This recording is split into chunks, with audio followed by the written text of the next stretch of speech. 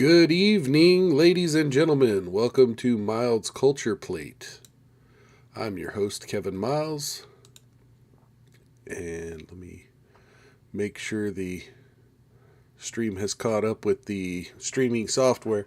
Yeah, of course, it cut the first 2 seconds off of my spiel. All right, so we have an interesting Tuesday show for you. I don't have a whole lot to ramble about some of these things. I'm going to go ahead and bring up my news stories as I'm talking to you. Welcome to the channel. This is our usual Tuesday evening show. Last week it was a little bit late due to some things going on in my personal and professional life. But this is Tuesday and we're live on YouTube. Oh, it appears my skin's a little sunburnt and patchy. You'll have to excuse that. I just got out of the shower, so I'm a little bloodshot too. But we're good to go for a interesting program this evening.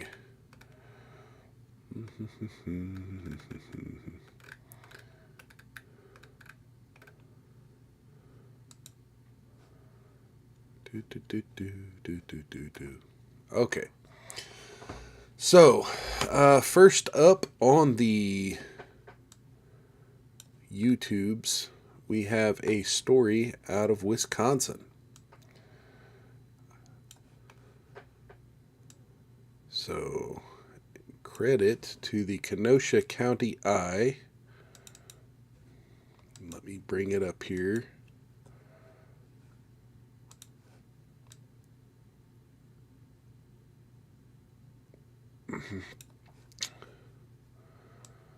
Okay, so we have the Kenosha County Eye reporting that the Kenosha rioting duo, including man who shot first, in jail, holding for 6 felonies, including armed robbery and burglary.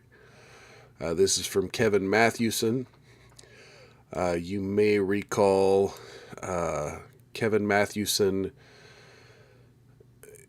If you've been following Nick Recator, if you've been following some of the fallout from the Kyle Rittenhouse trial, then you're familiar with an individual known as Nathan DeBruin. Nathan DeBruin testified in the Kyle Rittenhouse trial, essentially stating that he had been following some of the rioters that evening and taking pictures and testified to some of their bad behavior.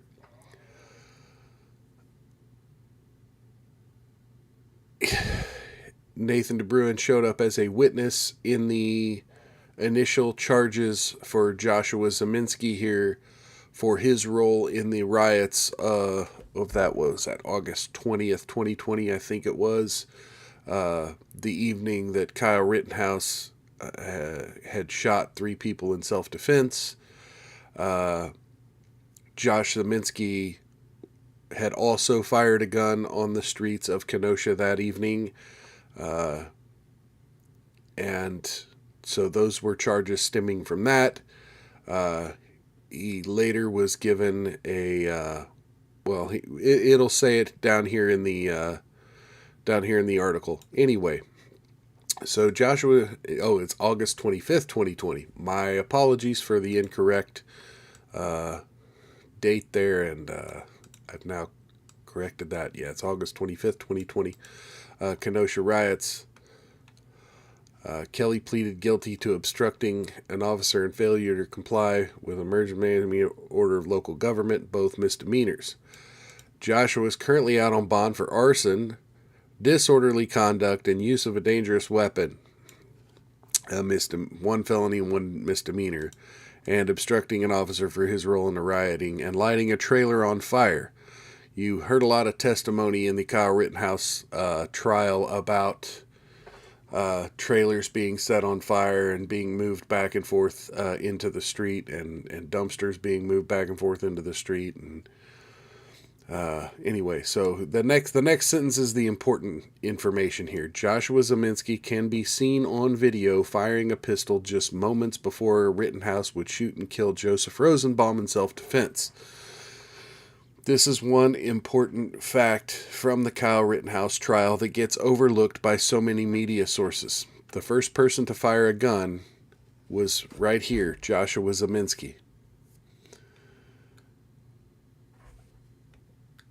Now, Kyle Rittenhouse said on the stand that he did not hear the gunfire, but you can clearly see it on the video.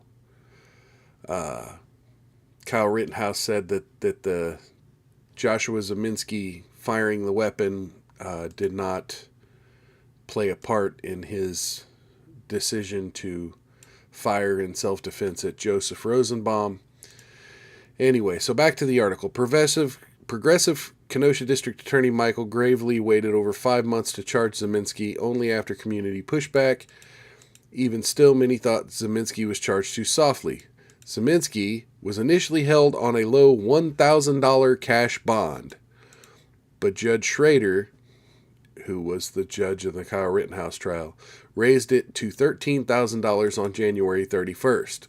Zeminski was scheduled to go to trial on this day, but was accused of intimidating a witness in the case, Kenosha freelance photographer Nathan DeBruin, also known as Photo Chad, in the LawTube community who were following the Kyle Rittenhouse trial. Okay, back to the article.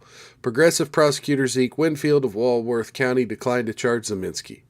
Zeminski was able to post bond and was free until Monday evening, when he was booked into the Kenosha County Jail for an alleged crime spree together with his wife. The duo is being held for felony armed robbery, felony armed burglary, felony false imprisonment, felony intimidation of a victim, felony ID theft, and misdemeanor battery. And then Josh is also being held on felony bail jumping, and Kelly on probation hold.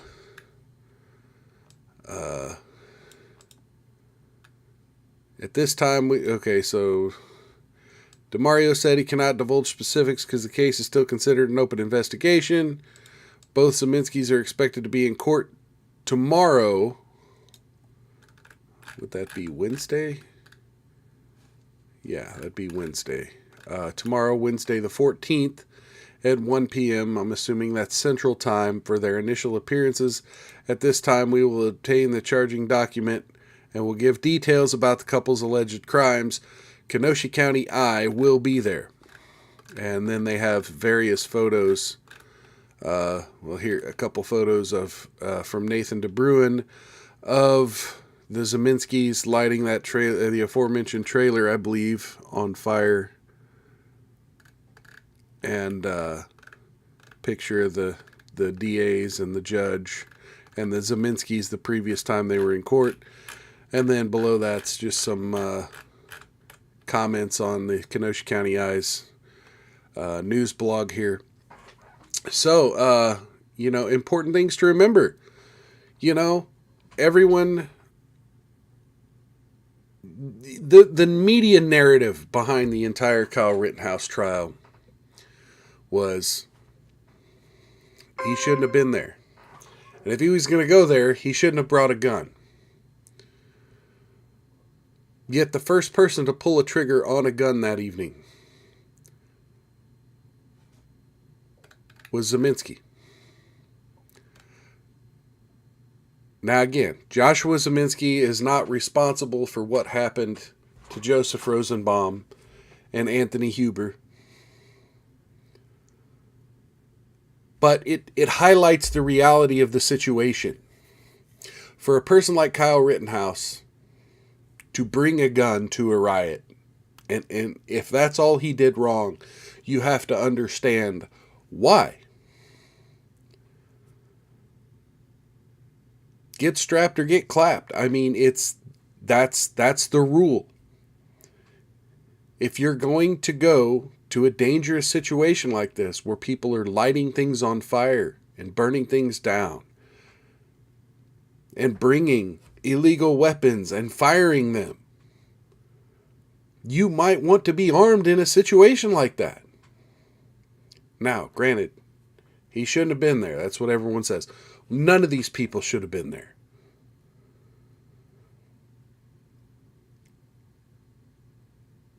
But one person was defending themselves. Other people were creating death and destruction. I'll let you decide what you believe. But one fact will always remain that Joshua Zeminski is a shitty fucking person. And we'll find out tomorrow who he is accused of robbing and imprisoning. And we'll see how those charges come out. But, you know, when you're being held on what is essentially 6 felonies and 2 misdemeanors on top of the previous 2 felonies and misdemeanor,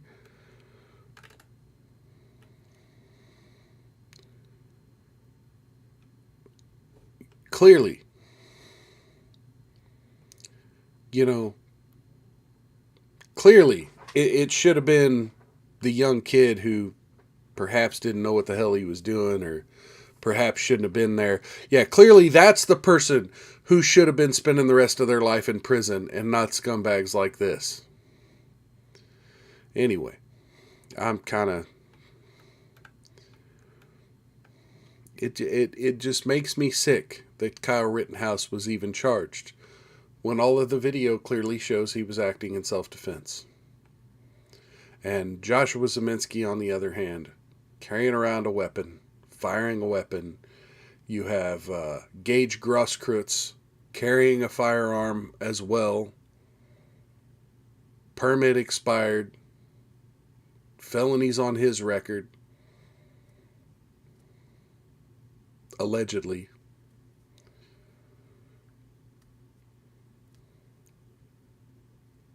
But it's Kyle Rittenhouse who shouldn't have been there with his weapon. Seems hypocritical to me. I don't know about you folks, but that's that. Anyway, I'll move on to the second. Hang on. Let me get some more.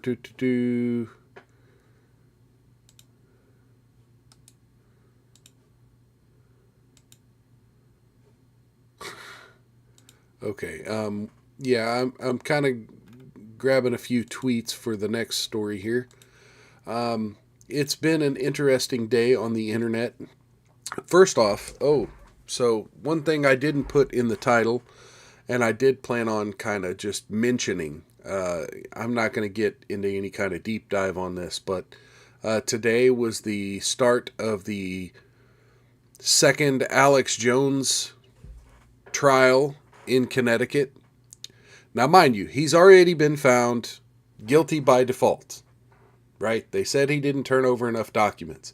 Same as the case in Texas 2 weeks ago. This one's being held in Connecticut. It's supposed to be several weeks long, from what I understand. I could be wrong about that.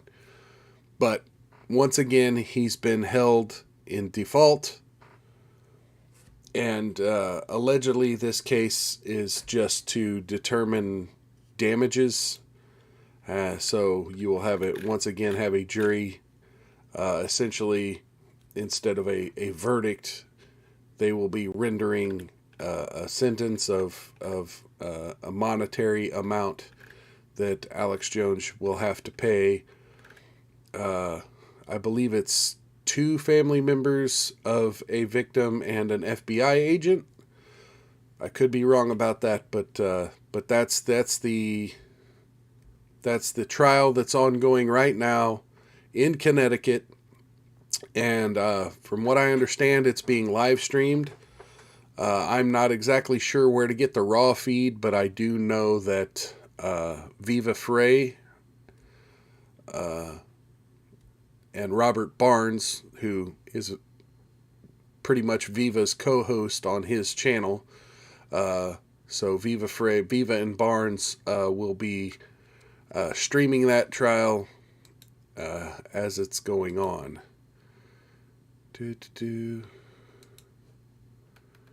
So I am actually trying to read updated information here.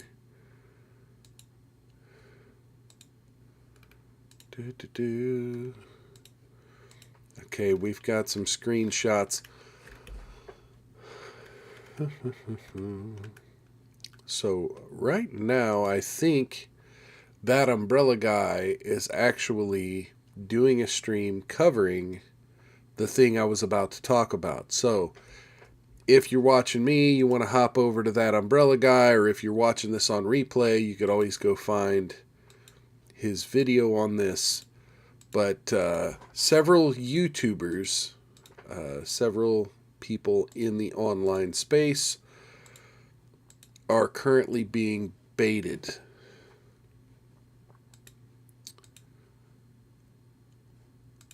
I'm trying to do. I don't want similar.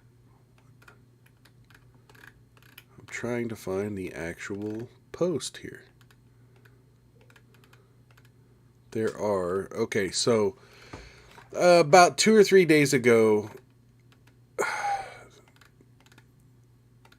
media shill Taylor Lorenz, who had written articles for the Washington Post and several other news agencies. Oh. Okay. Had sent several content creators, including Libs of TikTok on Twitter, and that umbrella guy, and others, a heads up that they would be mentioned in news articles, and, you know, if they wanted to comment on their role in targeting women, etc., and hate content, you know, that they could comment back within a certain short period of time. And then, so there are multiple news articles that came out today. And I'm trying to find the other one. Okay, well, apparently I cannot find the other one, so let's just get right into the first one.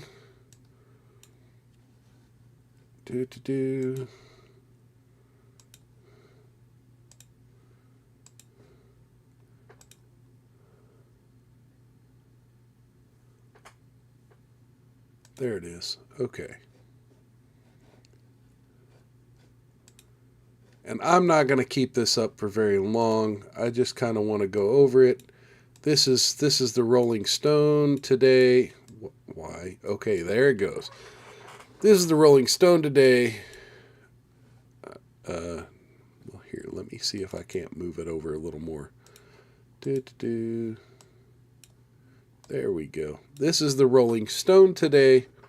New report claims YouTube is cashing in on misogyny, racism, and targeted harassment. And once again, in an exclusive interview with Rolling Stone, Bot Sentinel founder Christopher Boozy. Now, this has been one of the individuals who has been all over Twitter and cited by several allies of Amber Heard, as which he was initially, Bot Sentinel was initially hired by Amber Heard to do the deep dive on hashtags and, what do you call it? Anti-Amber Heard sentiments online. And so this is just more of the same. It's the same crap they were pulling during the Amber Heard trial, the Depp v. Heard trial.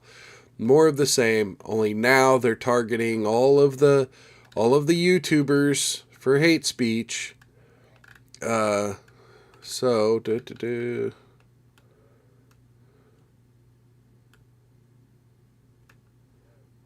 YouTube channels were allowed to monetize content that contained harmful, defamatory, and threatening language toward Meghan Markle. So now we've shifted from Amber Heard to Meghan Markle.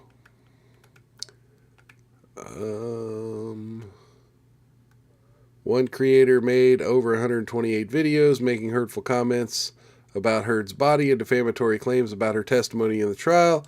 Within the videos, Heard's name was mentioned over 6,000 times, according to the report.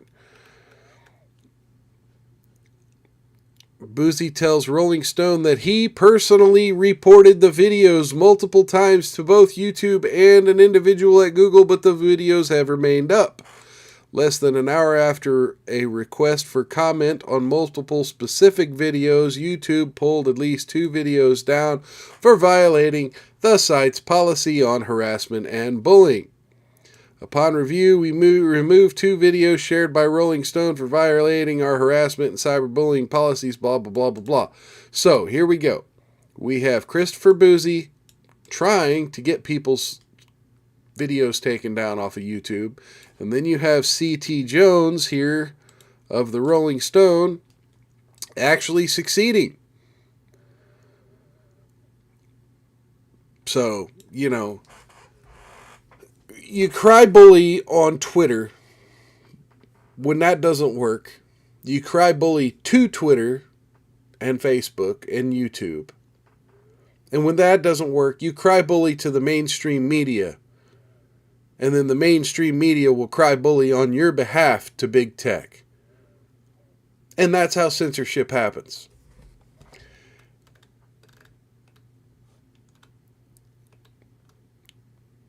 The report also detailed what it called egregious cases of copyright infringement and plagiarism from anti-Markle and royal family-focused YouTube channels. Okay. I don't even understand. Okay, now I'm just confused as to what's even going on here. Were there multiple? Okay, either that or I just haven't been following that umbrella guy lately.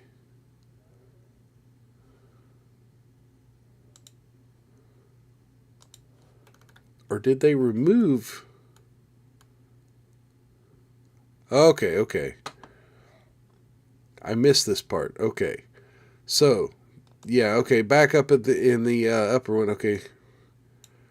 Exclusive interview, Bot Sentinel founder Christopher Boozy tells Rolling Stone that the report uncovered a pattern of unchecked hate speech, misogyny, racism, target harassment, singularly focused on famous identifiable women. The most mentioned women in the channels were Meghan, Duchess of Sussex, and actress Amber Heard. And yes, I know how to pronounce Sussex. I'm just not going to call her that. And actress Amber Heard, both of who have remained extremely vocal about the long-term mental and emotional effects of targeted harassment. And here we go. Here's the important part. While the report notes that Bot Sentinel has been hired by Heard's team in the past to determine how much of the online hate was organic, they write that no one hired Bot Sentinel to compile and publish this report. So I have one question then. Why, Christopher Boozy? Why does people not liking Amber and Meghan bother you so much? Why are you going to waste your time reporting things to YouTube and watching videos of people you obviously disagree with? Why are you wasting your time watching YouTube channels that you don't like, to hate watch it, to dig up things, to report people you don't like? Why are you white knighting for these rich women who give no fucks about you? That's my question. And why this C.T. Jones on the Rolling Stone is going along with it.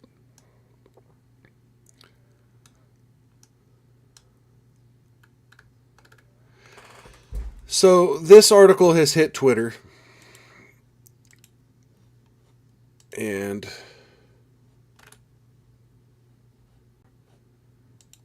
let me find, jeez, I scrolled too far. Okay, let me find something real quick.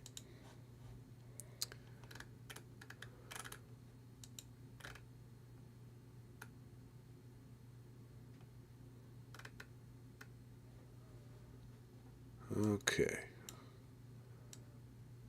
Now let's...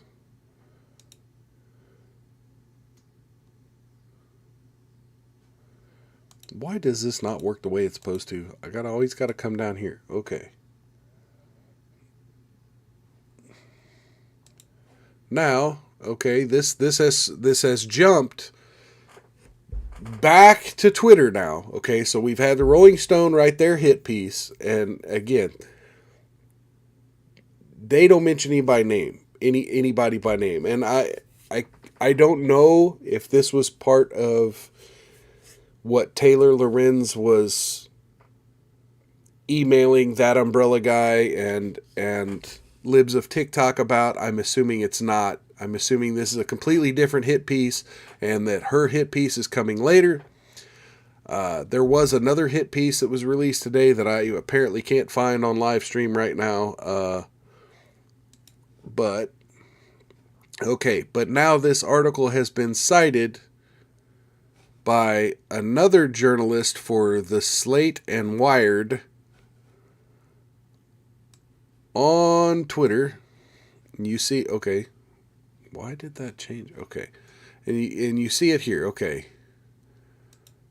so YouTube has by far the worst moderation of any social media site. Outright hate content is regularly allowed monetized. The reporting function is basically broken. It's only acted on once a video gets media attention for current policy violations. And of course, just a screenshot of the article here and a link to it. Okay, but down here we have Nick Rekieta called for Clara Sorrenti to be lined up against the wall and shot. This is a lie.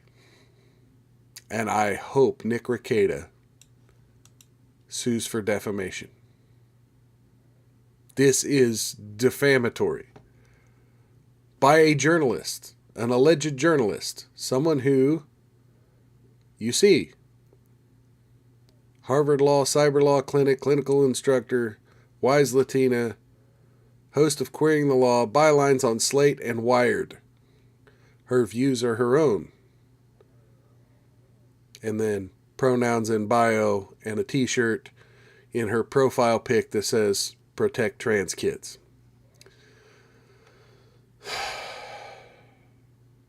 Okay. Video wasn't taken down. A few days later, he went on to interview Joshua Moon, the owner of Kiwi Farms. YouTube has implicitly condoned this kind of hate speech. The video, okay, so everything in this tweet is a lie. So first off, Nick Rekieta did not call for Clara Sorrenti, a.k.a. Keffels, to be lined up against a wall and shot. He just said, get against the wall. There are several meanings to that phrase, and I'm not going to get into it. You want more information, go find Nick Rekieta on Twitter. He actually directly replied to this and explained a little more about the context of that phrase, but it wasn't line up against the wall and shot. It's you go on the wall. That's what he said. You go on the wall. There are lots of things that go on a wall, not just a firing squad. Anyway, so the video wasn't taken down. Nick Rekieta literally took the video down himself. And yet people still reported it. And Nick Rekieta was then suspended from YouTube for 2 weeks for people reporting a fake death threat. So the video wasn't taken down. Not only was the video taken down by Nick himself, the channel was taken down for 2 weeks. A few days later, he went on to interview Josh Moon, owner of Kiwi Farms. Okay, whatever. YouTube has implicitly condoned this kind of hate speech. Everything's wrong. So then we go here. Nick directly said, you go on the fucking wall. That's a direct reference to the idiom, go on the wall, which means execution by firing squad. No, it doesn't. Repeating Clara's paraphrase is reasonable. No, it's not. No part of this is reasonable. You're adding extra words to a quote to make a context of a death threat to claim someone's threatening you when that's not what they said. Period.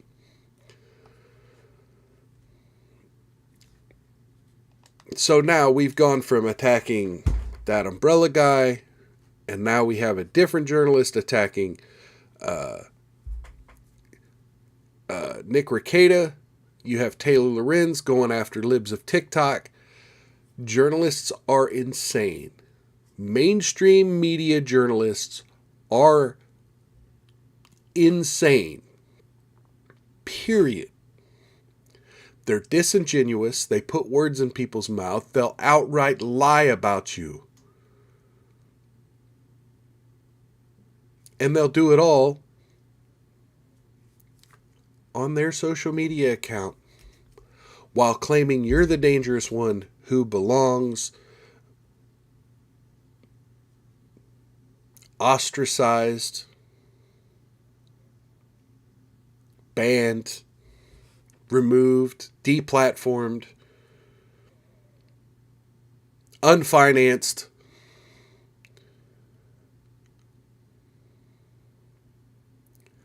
They will threaten everything but violence. Openly. And say you deserve it. But the minute you make a reference to anything they might deserve,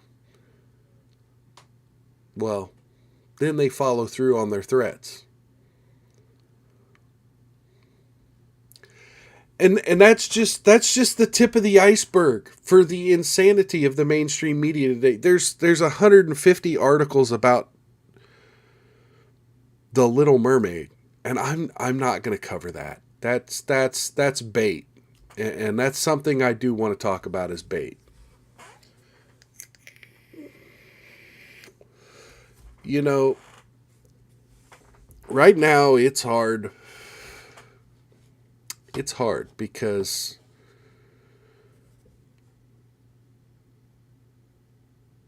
media corporations are hiring people on the basis of diversity, which means some of these franchises aren't being handled very well from a creative standpoint. And let me go ahead and take Nick off the screen here.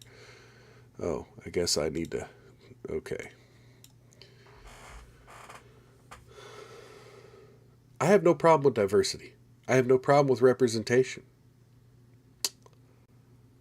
In fact, I honestly would love to see more people of color represented in different fantasy genre media. But the problem is the narrative. And we've seen it a million times now. And again, I'm not going to cover The Little Mermaid because it's the same thing. You put out a trailer, you put out a news report way before you have any content. Just saying, hey, we cast this person in a race swapped or gender swapped or LGBT sexuality swap. We're doing XYZ thing, right? You just sprinkle that in these shill media websites, right? You just sprinkle one of those, hey, we're doing this thing in the name of diversity. We're taking a beloved franchise, a well-known franchise. We're taking something that is enjoyed by fans worldwide, and we're doing this thing to it in the name of diversity. You ask me, that's fine. Yes, 99% of people, that's fine. But you know what you're going to get? You're going to get 4 people on Twitter, another 10 to 15 people on Facebook, that are going to say a really racist, really homophobic, transphobic. They're going to say some really hateful shit. And that's the internet. That's the nature of the internet. Someone's always... You post a story about people driving bad, and someone in the comments is going to make a woman driver, or an Asian driver, or an African American driver comment that's going to have some really spicy, racist, misogynist shit. That's the internet. But 4 idiots in the comment section does not represent an entire fan base. So what'll happen is then later on down the road, they'll release a trailer. And the trailer won't be about anything. It's not going to show you the plot. It's not going to show you how well the actors are acting. Excuse me. The trailer for The Thing is not going to be representative of the product they're trying to make. So what's going to happen? People are going to be like, what is this? What is this? Why are you showing me this? You're showing me this because of the one thing. The thing you did. You're trying to get a reaction. You're trying to get bait. And now we have more hate movement, right? More misogyny. More racism. Because people who love The Thing wanted to see more of The Thing. You gave them The Thing, but with diversity. And suddenly it doesn't look like The Thing. And when I say that, I'm not making a racial comment. I'm saying you're not showing the plot. So without the plot, how are we supposed to determine whether or not this is true to The Thing, right? This is true to the franchise. We don't know.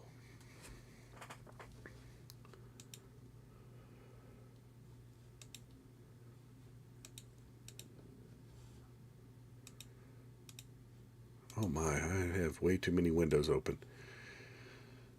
And it's all bait. It's all bait to get you to say something. Something about skin color, something about sexuality or gender.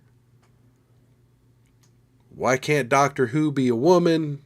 When literally the only thing we knew about the show 3 years ago, 4 years ago, whenever it was that they announced who it is. Like, all we knew was woman. And this is the thing. For 2 years, they knew we have a woman doctor in Doctor Who. They didn't say, oh, we're going to be exploring these things about the Doctor's past, or we're going to be exploring interesting new planets or interesting sci-fi dilemmas, right? No, it's the Doctor's a woman. And that's how we'll promote the show. So we didn't tell you anything about the plot. We didn't show you anything. We didn't give you anything to be excited about. So if you're not excited, well, that must mean you hate women. And it's the same playbook now. It's the same playbook for everything they release. Rings of Power, Marvel movies, Marvel TV shows, Star Wars crap.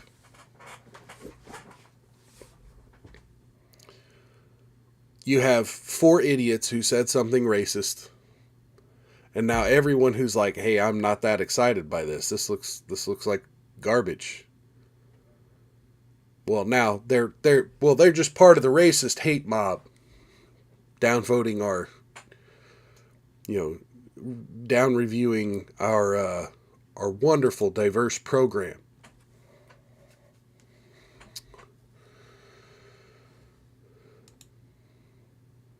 And that's just it. If you can't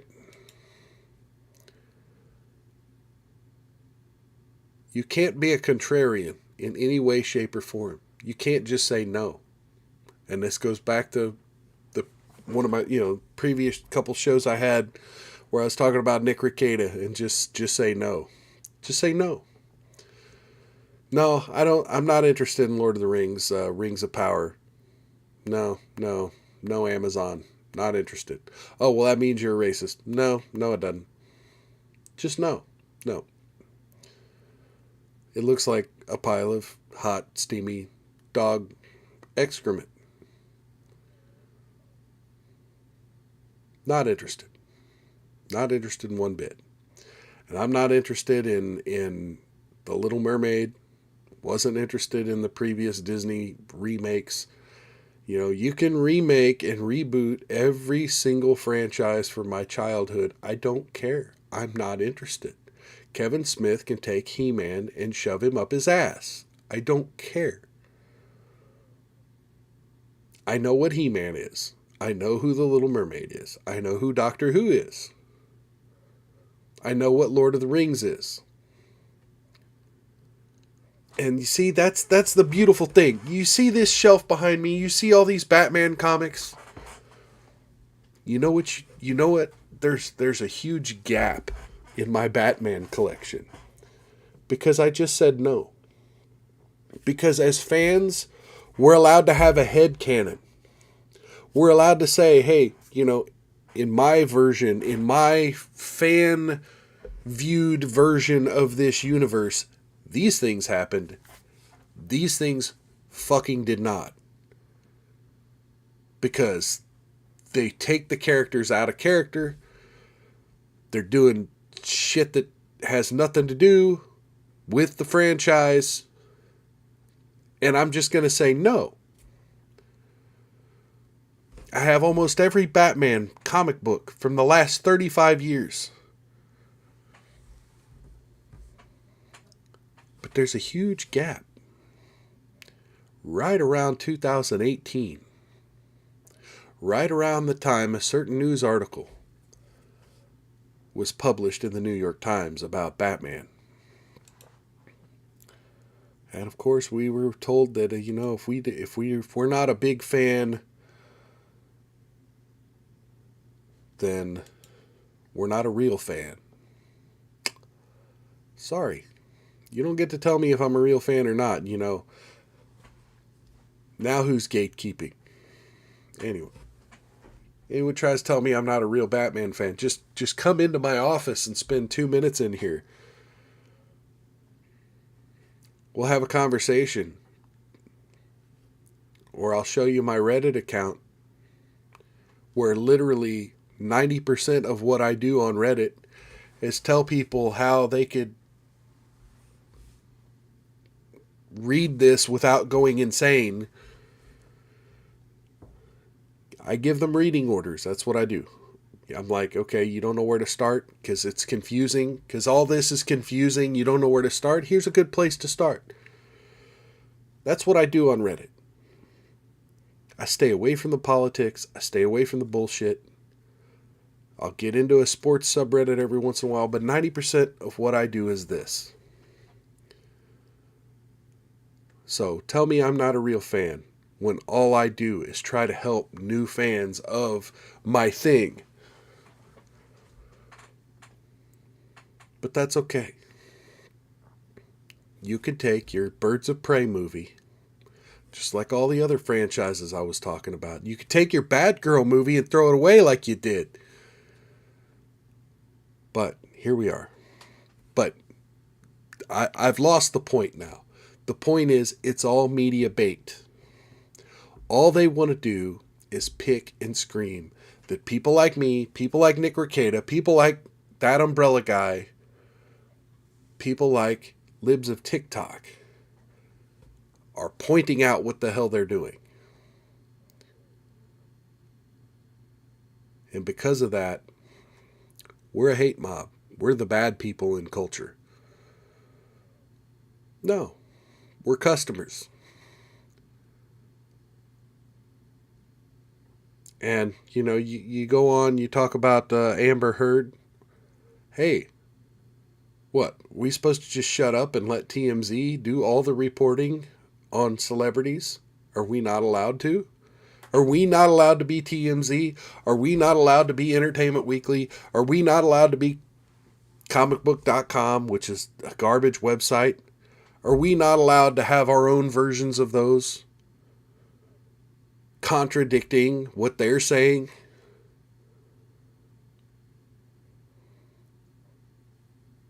That's what's great about the United States is we got a First Amendment.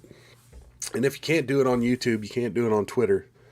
If the Crybullies make progress and start winning, then I'm moving this channel to an alternative platform. There are alternative social media platforms. And you know what? The longer, and I'm going to call them a hate mob, the longer the hate mob of Crybullies have to sit in their own filth, in their own hug boxes, the longer they have to deal with everyone else who's exactly like them in their echo chamber. And they don't have an enemy to fight because none of us are on Twitter, none of us are on YouTube. We're not on TikTok. We all get yeeted like Alex Jones. We all get yeeted like Andrew Tate. Like Gavin McInnes, which don't get me started on that guy this week. Don't know if y'all saw that news, but I'm not going to cover it on this show.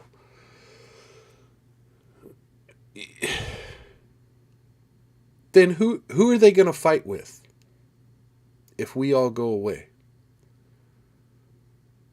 We'll be fine. There's plenty of content for us. There's plenty of conversation for us. Why? Because on some level, we have the ability to have a conversation. We're more than one-dimensional. We explore philosophy, not just diversity, equity, and inclusion.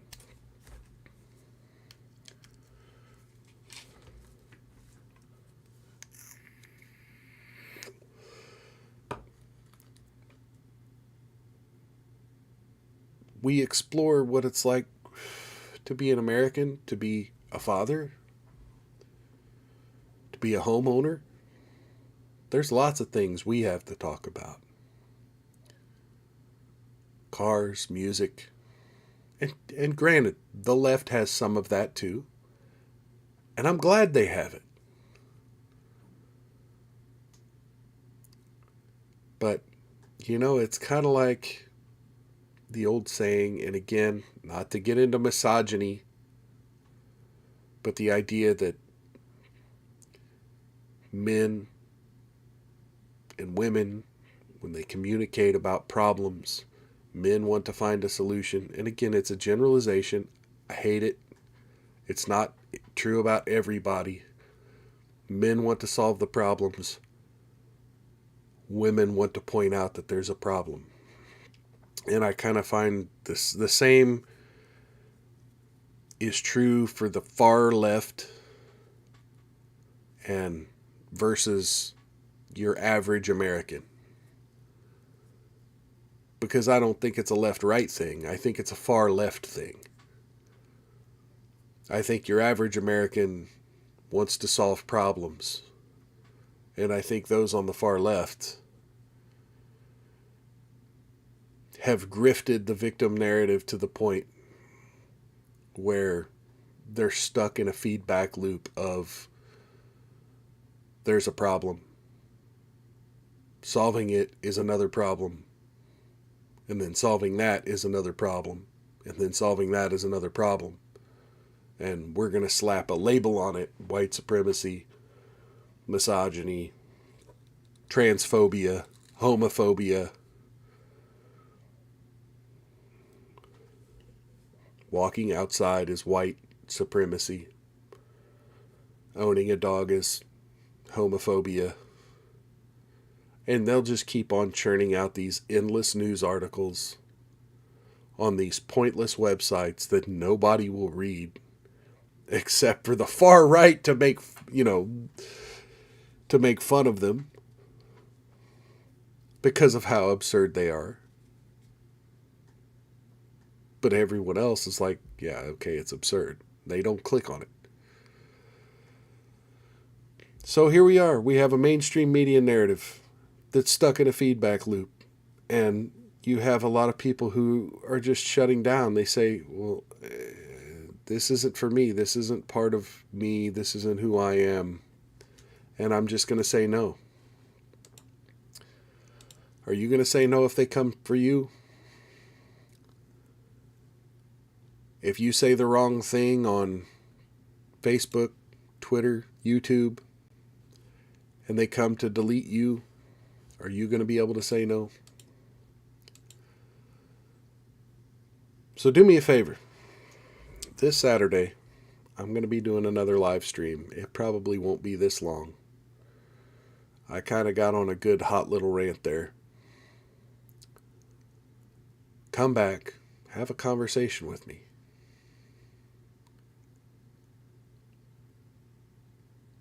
Leave a comment down in the comment section of this video to let me know what you'd like to talk to me about. I'm willing to cover almost anything. I'm not going to get into pointless drivel, which is why I'm covering the media narrative behind what's going on with The Little Mermaid.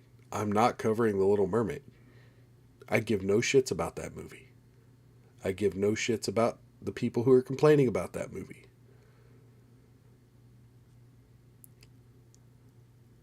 So I'm not going to get into those pointless topics. But I'll get into other topics. I'll review other stuff. Leave a comment below. Let me know what you want me to talk about. We'll work something out. Come back Saturday. Join the live chat. I'll chat with you live. If you like this video, give it a thumbs up down below. If you know somebody who you thinks kind of like me or is into Batman comics, into libertarian style politics, small government conservative stuff, maybe your occasional conspiracy theory, share this channel with them.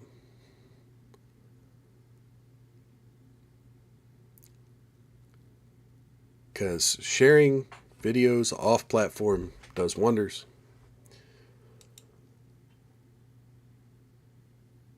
If you would like to be here for the next live stream, there are two things you can do. You can click the subscribe button below, and then I'll appear on your subscription tab, my future videos. And you can usually see when I'm live. If you're on and I'm live Saturday afternoon, it'll tell you. The other thing is there's a notification bell below. If you have a YouTube app on one of your devices, every once in a while that YouTube app will give people who click the notification bell a little notification letting them know that one of their favorite creators is going live. Doesn't always work, but it doesn't hurt. So if you could do those 6 things for me, or any combination thereof, I would really, really appreciate it. I'm trying to grow this channel, and I'm willing to do whatever it takes to do that. So, folks, I will see you on Saturday. And I almost made this a stream talking about football, but I won't go there just yet, unless you guys demand it. I'll see you on Saturday, Lord willing, and the sun rises. And in the meantime, I sincerely hope everyone, including all the people I ranted about today, I want to make this very clear. I wish success and good health for everyone, including my enemies. including that bastard Joshua Zeminski.